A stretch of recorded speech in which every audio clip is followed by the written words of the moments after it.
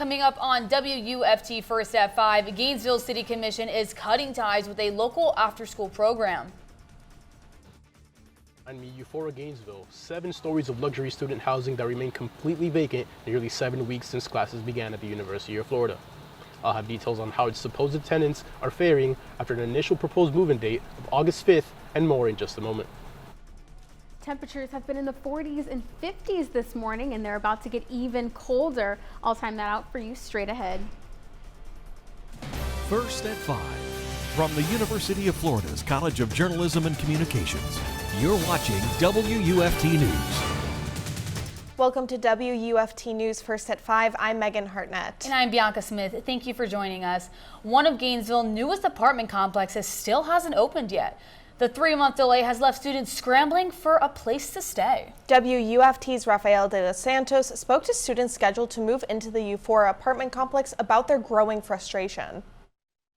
I'm standing in front of Euphoria, one of Gainesville's latest luxury apartments. It's the latest in its sleek design and proximity to campus. 65 days removed from the proposed move-in date, it is also the latest apartment complex in letting its tenants move into their apartments. Living just steps from campus. It's every college student's dream. But for Ethan Benson, the Holiday Inn was not what he envisioned. Housekeeping comes at like 9:30 every day, so like if we want to like sleep in, we kind of can on days we want to get the room clean, or just, you know, if we want to like study, take an exam or stuff, we kind of have to plan around like one of us not being in the room, things like that. Like we just had an exam yesterday, so I literally had to sit in the lobby while my roommate took it. Benson signed a lease at Euphoria apartment complex, and just like 651 other tenants, is left without a place to stay. And we get an email probably like early August, late July, that the building's not going to be ready by the August 5th date, and then that turned into not going to be ready by like August 12th and August 20th, which is when school started. And then so it's kind of just been progressing to where the building is still not ready yet. That initial August 5th construction delay was supposed to last no more than 60 days, forcing Benson to find temporary housing. I mean, I've been saying that like, oh, I should be moving in within a week for the past like probably 5 weeks or so. But they've been updating us on like actual inspections and stuff, so it does seem like the end is near. As construction continues, Euphoria tenant Amina Hamitova is trying to balance the strain this has taken on her academics. Definitely like sharing a room with one person and trying to take exams that are proctored has been very difficult, and trying to drive to campus and try to meet all of my requirements for classes and my meetings have been really hard because I don't have my apartment, which is supposed to be walking distance from everything, so that's been a lot to handle. As things stand, construction workers have told me that they do not know when their work here will be done. For the time being, students like Benson and Hamitova will continue to live and study from their temporary homes. Reporting from Euphoria Gainesville, Rafael de Santos, WUFT News.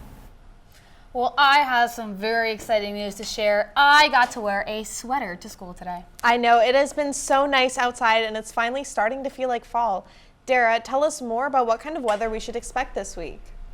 Yes, if you didn't have a sweater this morning, you probably wish you did have one. Right now it's 74, and it also feels like 73 degrees, so a little bit cooler as we do have some cloud cover. Temperatures everywhere in the mid-70s, so it's a pretty nice evening this evening. We're already going to be dropping into the 50s by 10, 11, even 12 o'clock, so you'll definitely want to keep those layers really close. 71 by 7 p.m. And then looking ahead, we'll talk about when those rain chances are going to increase. I'll time out the tropics for you, and we'll talk about when those even colder temperatures will arrive. Straight to you. A woman is behind bars for a hit and run that took place in Butler Plaza last month. 23-year-old Caitlyn Pagan is charged with hitting and killing a man with her car. She is also charged for driving without a valid license and driving an unregistered vehicle. Gainesville police say Pagan was originally arrested for stealing from a Walmart. The arrest report stated she drove away from the theft in the same car involved in the hit and run. Pagan is being held without bond. Deputies in 4 local counties are urging neighbors to lock their car doors after they say a crime spree is targeting unlocked cars. The Putnam County Sheriff's Office says that the suspects are targeting vehicles in their county along with Alachua, Marion, and Bradford. They say a total of 9 guns are among the personal items stolen. Investigators are warning neighbors to lock their car doors at all times. They also need help tracking down the suspects that they believe are a group of juveniles behind the crimes. Bradford County schools were back in class today after the entire city of Stark was without water Friday. Classes were canceled after a water pressure malfunction at the Southwest Water Treatment Facility sparked the outage. The city is now under a boil water advisory. Stark City Manager Drew Mullins says the water test results should come back sometime this afternoon or tomorrow morning. That happened on a Friday. The lab that we use for the testing of the water, it's in Alachua County. It of course was closed over the weekend. So we were able to collect the samples yesterday and today, and we should have the results back late this afternoon, first thing in the morning. Yesterday, Bradford County Schools shared this post on Facebook encouraging students to bring their own water from home today, but mentioned the school district would provide water bottles across campuses. The water has been back on in Stark since Friday afternoon, and residents have been advised to keep water on a rolling boil for 1 minute before it's safe to drink. Water samples were collected by the Alachua County Health Department for testing today and yesterday. The Gainesville City Commission cut ties with the Reichert House. Reichert House was an after-school program for teenage boys. The program offered services intended to encourage a lifestyle free of substance abuse, violent crimes, and incarceration. In May, city officials discontinued the program after an audit found a lack of transparency and oversight. Mayor Harvey Ward requested a special meeting to discuss the city attorney's request to stop the resources that support the program. The mayor says he no longer considers the Reichert House an audit issue. This week is Fire Prevention Safety Week in Alachua County. WUFT reporter Caitlyn Schiffer is in the studio to tell us what local authorities are doing to spread awareness. The Gainesville Fire Department hopes no flames will be burning as this week is Fire Prevention Week. From October 8th to the 14th, the campaign Cooking Safety Starts With You, Pay Attention to Fire Prevention, strives to educate those on how to reduce the risk of fire when in the kitchen. According to the National Fire Protection Association, cooking is the main cause of fires, as 49% of fires are started with cooking equipment.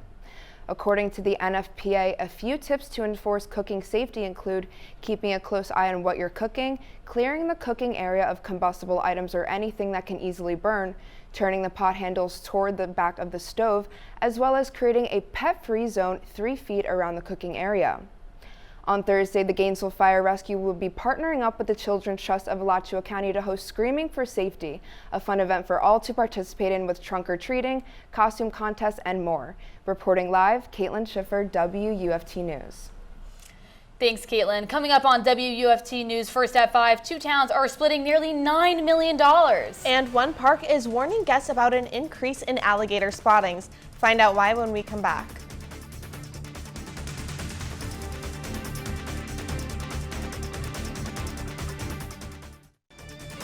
You're watching WUFT-TV News. Welcome back. At least 9 Americans are dead and other U.S. citizens missing as the fight intensifies between Israeli forces and Hamas. Jay Gray now has a closer look at the conflict and the growing U.S. response. Unrelenting airstrikes, Israeli ministers ordering a complete siege of the Gaza Strip in the wake of a weekend surprise offensive by Hamas, the deadliest attack on Israel in 50 years. Hamas is Daesh. Hamas is ISIS, and we will beat it just like the Western world has beaten ISIS. A spokesman for the military wing of the Palestinian militant group now issuing this threat. Every hour, Hamas will kill one Israeli hostage for every civilian house bombed without warning. More than 1,200 have died in the fighting, a vast majority of the victims civilians. The State Department confirming Americans are among the casualties, with other U.S. citizens in the region still missing. There are reports of Americans who are unaccounted for. We continue to work to confirm that number and to try to locate those who are missing. As the fighting escalates, a U.S. carrier strike group is now moving into the region. We will continue to get Israel the military aid and military assistance it needs. Though a full-scale response likely won't come until Congress is back in session and a speaker is elected in the House. The man just voted out of that job, demanding swift action from the White House to protect U.S. citizens caught up in the violence. This administration must also make clear that harming any American will result in the wrath of the United States.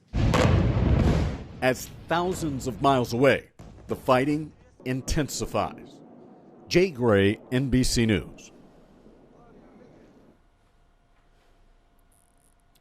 And tonight, a candlelit vigil will be held on UF's campus to show support for the Israeli people. The vigil is at 8:30 p.m. at Turlington Plaza. The event is a collaboration between UF Hillel and other Jewish student groups. All are welcome to attend. Two local small towns are among those splitting nearly $9 million awarded through Florida's Small Cities Community Development Block Grant. The governor announced the funding earlier this month. High Springs will receive $700,000 to conduct stormwater and drain improvements, which will include a new pump station. And Williston will receive the same amount for improvements to the city's sanitary sewer lift station. The grant has provided some $87 million for small rural community development. A North Central Florida wetlands park warns guests about an increase in alligator spottings. At Sweetwater Wetlands Park, gators have been spending more time on land during the day. As nights get colder, these reptiles want to soak up the sun while they can. Guests are now more likely to encounter gators a little closer than usual. One visitor says he spotted the biggest gator he's ever seen. We have a great opportunity here in Florida to see alligators, and to watch them, watch their behavior. The park asks guests to stay on trails while visiting the park to help ensure that a safe and respectful distance is kept from the wildlife. Just like those gators, I have also been wanting to soak up the sun with the awesome weather we've been having. I know, it's great weather for being outside. Coming up after the break, Derrah will tell us if we can expect this beautiful weather to continue.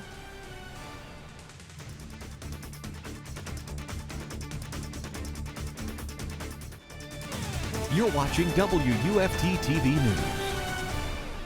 Here's a live look at Crystal River. You can see those clouds beginning to build in. We do have a stalled out front to the south, which is keeping those clouds remaining in the area, but otherwise temperatures are in the low and even mid 70s, 74 in Gainesville, 72 in Stark, 75 in Jacksonville, and 72 in St. Augustine. Now dew points are in the 40s and even 30s in some spots, so it's feeling really cool, really crisp. We're feeling really low humidity. In fact, Gainesville was at 49 degrees this morning, just a few degrees above the record low of 42 degrees. So it was very, very cold, and it's about to be even colder. Lowest temps today everywhere else, 47 in Jacksonville. Their record is 46.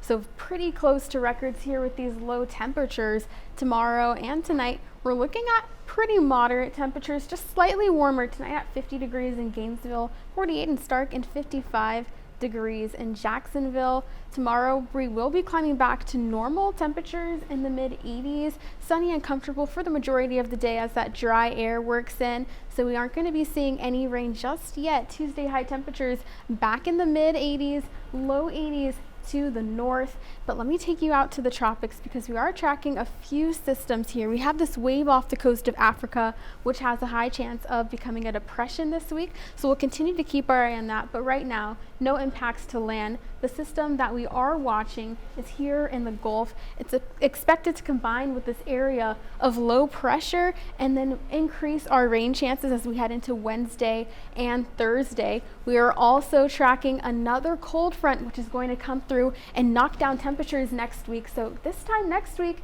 it'll be feeling even colder in the low 70s. Well, guys, I sure had a blast at homecoming this weekend, but that's not all that happened on the weekend. No, the sports world is in full swing, and Bennett is here to tell us all about those dubs that the Floridas got this weekend. That's right, Megan. The Florida football team got a big dub this weekend. Stay tuned for highlights of the Gators' victory over Vanderbilt on homecoming.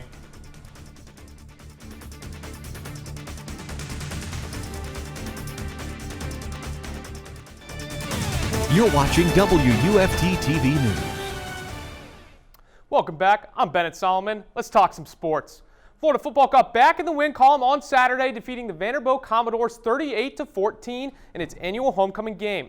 Graham Mertz and Montrell Johnson Jr. were exceptional offensively for the Gators as Mertz completed 30 of his 36 passes for 254 yards and 3 touchdowns. Meanwhile, Johnson ran all over the Commodores' defense with 135 yards and 1 touchdown. The win gets the Gators to 4-2 on the year, but yet another road test lies ahead as the team will travel to South Carolina to take on the Gamecocks on Saturday. It's hard not to mention head coach Billy Napier's poor road record with Florida as he holds a 1-7 record away from the Swamp. Today, Napier talked about the preparation the team will focus on for Saturday. We talked about mentally being prepared, physically being prepared, but also emotionally being prepared. You know, you got to anticipate and visualize what it's going to be like, that it will be challenging. There'll be ups and downs in the game. Our dialogue during the week about being prepared to respond. With the win, the Gators have hit the halfway point of the season and are third in the SEC East standings behind Kentucky and Georgia. Georgia currently holds the #1 spot with an undefeated conference and overall record, while South Carolina has struggled with a 1-2 conference record thus far. Florida and South Carolina will kick off on Saturday at 3:30 p.m. The Gators volleyball team played 2 games over the weekend, losing 1 on Friday but bouncing back with a victory on Sunday. Sunday's game featured a matchup with the Alabama Crimson Tide, and the Gators dominated from the start. Mary Wise's squad swept the Crimson Tide, earning their 12th win on the season and their 4th conference win. AC Fitzpatrick led the team in kills with 14, while Kennedy Martin and Anna Dixon followed with 11 and 9 kills. The team will be back in action on Friday when they hit the road to take on the Mississippi State Bulldogs. But despite the win Sunday, the team received more tough injury news today, as outside hitter Kira Hudson announced she will be out for the remainder of the season with a shoulder injury. Lots of high school football action on Friday, including a couple of exciting games. Hawthorne dominated Gibbs 49-13 to improve to 6-0, and Dixie County escaped with a win against Chiefland 19-18. And one of the most exciting games of the week happened between Newberry and Williston. In a back-and-forth game, Williston came out victorious 24-22 to improve to 7-0. The Red Devils had an early advantage thanks to a 59-yard rushing touchdown from running back Jamari Williams. Williams finished with 160 yards on the ground. Though the Panthers never went away as Keel McGriff finds Caleb Woods for a 7-yard touchdown to put Newberry ahead 22-18 with 4 minutes to go. But the Red Devils stayed resilient, and Jairus Williams finds the end zone with 47 seconds left to keep Williston's undefeated season alive. That's all for sports. I'm Bennett Solomon. And for our last story tonight, one yacht club in Naples has a new furry member. A black bear was spotted on a boat docked at Naples Sailing and Yacht Club Wednesday evening. The bear was moving around the boat and caught the attention of people passing by. The boat was docked close to downtown Naples when the bear was found.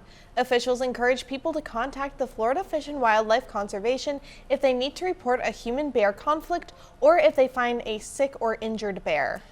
Well, before we go, one last check on the weather. Speaking of bears, Derrah, will I be able to bust out the polar bear sweater?